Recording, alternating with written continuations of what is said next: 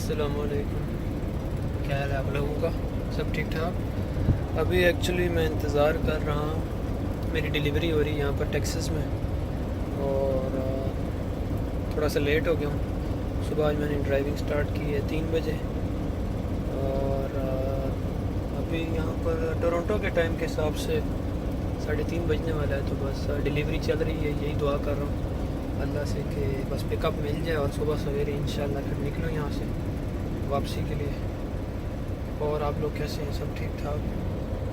तो ये आपको एक झलक दिखाता हूँ, अपनी तस्वीर दिखाई जा रहा हूँ, वेयर हाउस की एक झलक आपको दिखाता हूँ।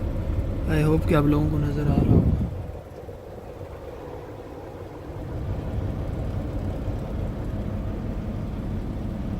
छोटा सा वेयर हाउस है, और मेक्सिको का बॉर्डर यहाँ से होगा तकरीबन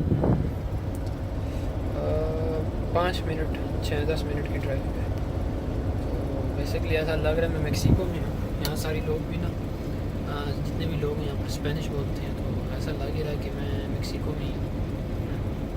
चलिए ठीक है, फिर नई वीडियो बनाता हूँ और आप लोगों को अप टू डेट रखता हूँ।